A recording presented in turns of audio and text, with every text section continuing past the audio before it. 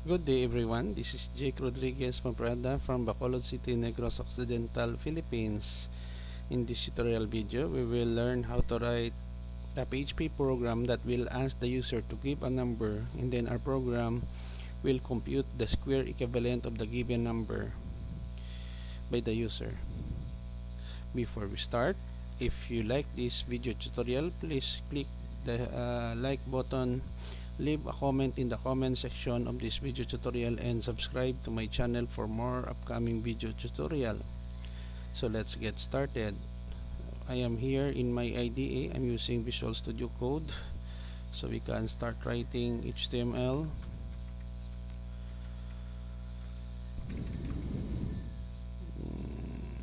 We have here head, we have here title, square, a number,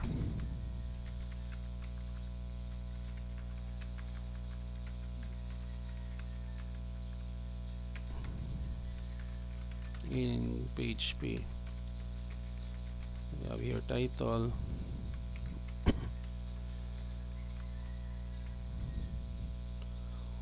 and then we have here body.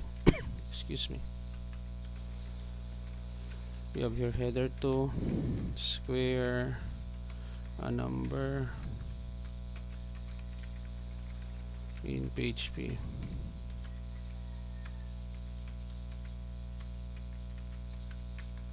Header 2, BR,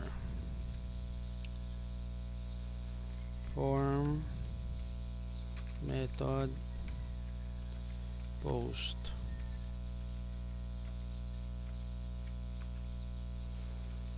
We'll ask the user, give a number, input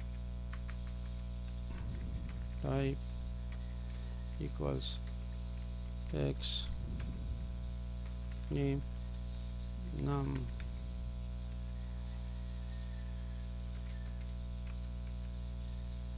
br,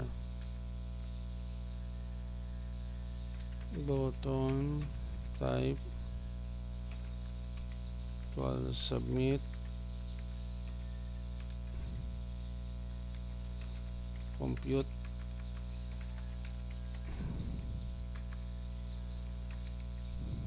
slash bottom,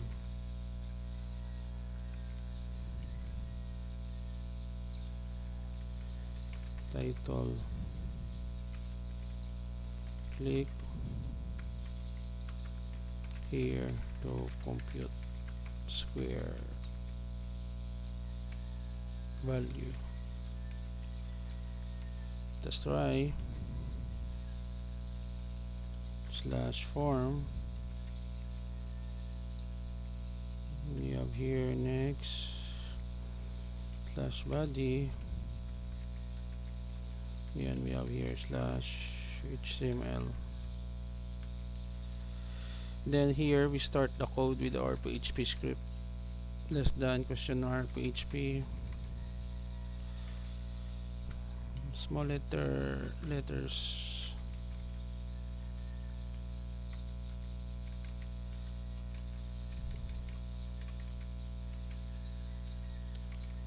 if $_ begin $num equals $_post num $compute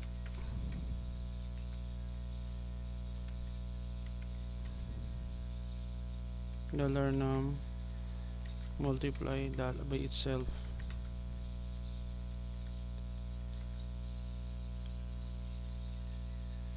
Echo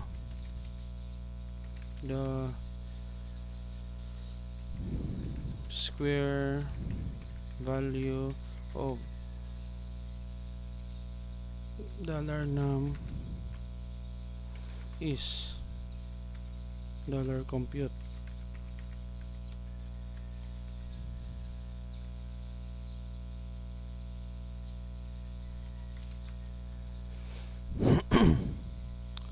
us save our work.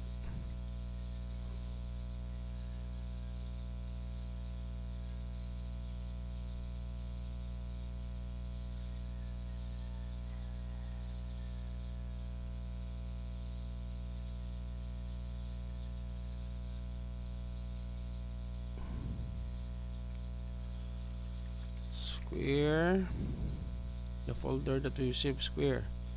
You can have here index.php. You click the save button. So before we run the code, so in this portion we will ask the user to give a value. That value will be saved in this variable num, and then here using the post, it will pass through in this variable, and then it will perform a computation here to compute the square, and then the square value of is, it will display. So let us go to our browser. We can change this one to square slash index.php. Okay, give a number, let's say for example 2. Compute. The square value of 2 is 4. Very good, we have the right result. Let's say 4. Compute. So the square value of 4 is 16. Another example, 8. Compute. The square value of 8 is 64. So here we go guys, we have already done writing a very simple program in PHP that will ask the user to give a number, and then our program will compute the square equivalent of the given number by the user. Before we end, I would like to say thank you very much for all my followers, subscribers of my channel. I do my best to give you very easy, very easy to understand code in computer programming in different programming languages like PHP, C, C++, among others. Thank you very much for your support. It encouraged me to work hard on this channel to deliver this kind of tutorial in a very simple way, very short code, easy to grasp the concepts. I'm very grateful. Before we end, if you like this video tutorial, please hit the like button, leave a comment in the comment section of this video tutorial, and subscribe to my channel for more upcoming video tutorial. This is Jake Rodriguez Pomperada from Bacolod City, Negros Occidental Philippines. Until to the next video tutorial, bye bye for now.